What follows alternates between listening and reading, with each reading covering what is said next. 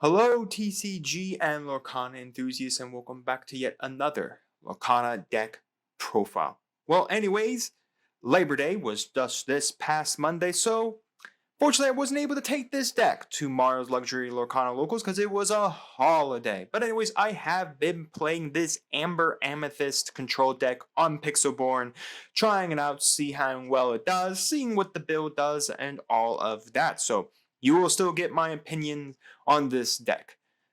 So anyways, this deck is 64 cards, so I had to make sure of it. What was the deck limit? The minimum cards that you have to have in the deck is 60. I think you can have up to 120 cards. I would never think about putting 120 cards in a deck as of currently right now until there's something that like mills decks, like a self-mill deck like That Grass Looks Greener from Yu-Gi-Oh! If you're a Yu-Gi-Oh! Player. Something like that that can utilize for this deck, but we don't have that just yet. We don't have any aspect of that. So let's do the card by card and have some discussions about it. Now, this week's gameplay will also be different since I don't have gameplay from Mario's Luxury Lorcana Locals. I'll be doing a best of one in Pixelborn with this deck just to show you how it all functions and give you my thoughts. So now let's do the breakdown of the deck and have some discussion of what I think how good this deck is going first, in the middle of the game, and in the late game, and then some cards you could probably throw around it, and my discussion of how I think Amethyst Ruby is just kind of this strange hodgepodge where there's not really one consensus of how the deck should function. So let's do the card by card.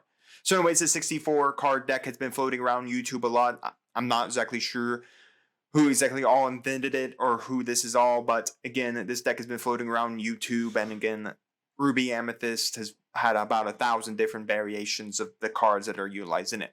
So anyways, we have 4 Mini, we have 3 Gaston, we have 3 Elsa, 4 Maleficent, 2 Rafiki, 4 Aladdin, 2 Jafar, 2 Queen, 4 Maui, 3 Aladdin, 3 Aladdin, 3 Elsa, 2 Mickey the Tailor, 4 Maleficent the Big Dragon, 4 Befuddle, 4 Dragonfire, 4 Friends on the Other Side, 4 Be Prepared, 4 Shield, 4 Mirror, 2 Shield, 2 Mirror, 2 Cauldron, and 2 Pocket Watch. So overall, what this deck aims to do is start winning about the mid to late game. It definitely excels in the late game against a lot of decks who don't have draw power and who are only really like drawing a card a turn. Because once you get to the late game, using like Dragonfires and Maleficents, especially Maleficents in the late game, knocking out cards your opponent plays, and if that's the only card they play that turn, and it's still having to have its ink dried, so, it's got summoning sickness,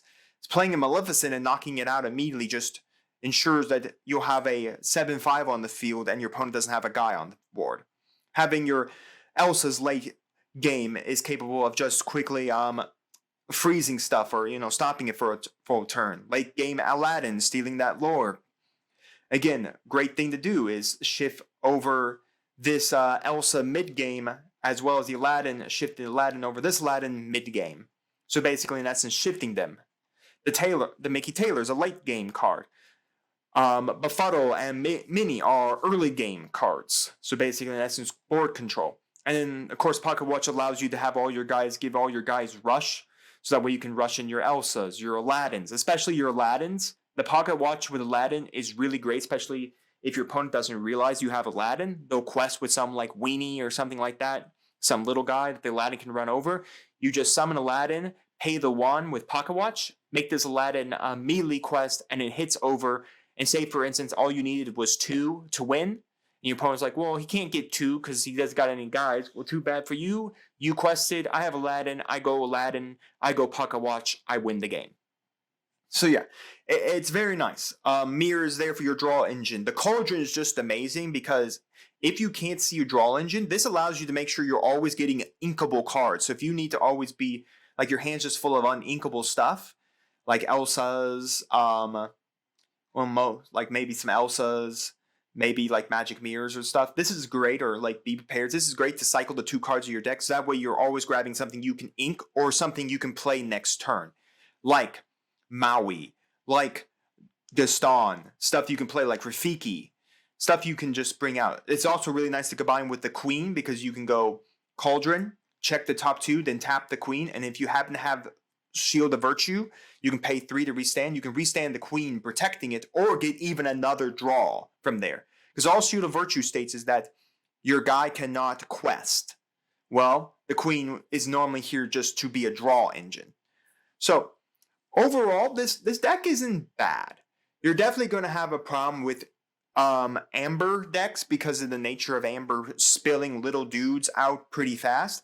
That if they start spilling little dudes out extremely fast, they're going wide. Unless you see Rafikis or minis or befuddles to basically spin stuff back, you're going to have a problem dealing with wide boards until you get to till you can get the late to mid game area. The rest of the colors you can do pretty well with. Steel, you're gonna have a really back and forth. The mirrors on this is very interesting because a lot of times it's about who decks out first, because you have so many kill spell potential. And let me tell you, I have one by deck out in this deck. Again, 64 cards is not bad, because if you're playing the mirror and the mirror's only playing 60 cards, you can deck them out. Just remember to be cautious about your Maleficent and your friends, making sure when to know when to draw and when to use your friends to draw. But yeah, overall, this deck is a lot of fun. It's got a very good control aspect. It just struggles in the early game against wideboards, but if you don't see a wideboard game, say, or you can control a wideboard, then you're perfectly fine. You can control the wideboard up until the mid game and then the late game. Some decks do not survive up to late game. Late game for a lot of decks like Amber, Amethyst, struggle in the late game. We are going to struggle with Emerald, but only really Cusco, and that's really it, just because Cusco can't be targeted by all your major kill spells. But we have Maui's and we have Gastons to run into the Cusco and remove it and remove itself. And of course, we can throw Aladdin's at Cusco's as well. Yeah, it kills the Aladdin when the Cusco dies, but the aspect is we still steal the 2 lore from our opponent and still gain the 2 lore. So Emerald's okay. Sapphire, you got to be careful because Sapphire will ramp, and then mid-range Amber Sapphire, you're going to have a problem with as well, because they'll just simply be able to start slowly removing your big guys. But if you can beat it out before they start drawing up their big stuff, then mid-range isn't a problem. Steel, like I said, it really isn't a problem. There's nothing you really have to worry about in Steel. Yeah, it's annoying when in the early game when they're, knocking out half your board, but again, Steel doesn't really do well in the late game. It's more of a mid-range deck. It starts losing its tempo in the late, and this deck starts gaining a lot more of the tempo in the late game. So overall, not a bad deck overall. Really cool. But again, this deck is very interesting because there's no one build that everyone likes. There are builds where Archimedes. There are builds using Dr. Facilier, the big Dr. Facilier, and then the little Dr. Facilier. There are decks running Jensen and Flotsam. There are decks running the Magic Broom engine with Mickey Mouse. There are decks that utilize Ursula. I've seen decks that might utilize Zeus or Freeze. In the Ruby engine, you might see more like LeFou. I've seen decks running Pungo. I've heard people talking about utilizing the Stitch in the deck. Yeah, there's just so much you can actually do in this deck. I've seen decks play Donald Duck as a 2-drop. There's just so much you can really do with this deck. And there's no really right or wrong answer to how to really build Ruby Amethyst. In my opinion, seeing a lot of this stuff, I need to put in another 2-drop like Donald Duck, finding space for another 2-drop. I think I really would like to bump up the Rafikis to have more, maybe another Rafiki, maybe just adding it all together. Yeah, the befuddles are nice. Maybe I might just drop the Pocket Watch altogether because I'm not 100% sold on it. Maybe to put in like Zeus, so I can have, another rusher that challenges at 4. So I can have another guy to come in, rush the field, and just, deal with boards, especially at 4, which means that maybe next turn I can drop Maui, and Maui start crashing into things. So I have all these guys that are just I can have this rusher, just like the Rafiki rusher, so that I can just start crashing boards apart. There's almost an aspect of putting in freeze, so you can exert stuff and then have like Maui come in and punch it. Like there's so much you can do with this, like playing the Ursula so you can steal a lore from your opponent. Maybe playing like another 1-drop in here like Pascal so you can always quest with the Pascal and keep it safe. Maybe you want to play the Broom Engine so you can cycle back your stuff into your deck. So that you can constantly like cycle your kill spells like your Dragon Fires and your Be Prepared so that you can always have it. Maybe you like the Jensen and Flotsam ability of gaining Rush and gaining a like elusive. Maybe you want to have the Dr. Facilier combo so you can have Dr. Facilier is your is a 2-drop in this deck that is Challenger 2. And then as well as, of course, then shifting that over into Big Doctor. So then the Big Doctor can then, when you rush in like your Gastons, or you rush in your Mauis, or say your Aladdins, and then you can get all this stuff back to your hand so you can constantly bring it back out again. Again, that'd probably be a good reason to keep the Pocket Watch. I like the sort of the Shield of Virtue. I have always been iffy about it, but when you have this out, it's a great combo piece because you can easily swing Maui, restand Maui with Shield, and then swing again.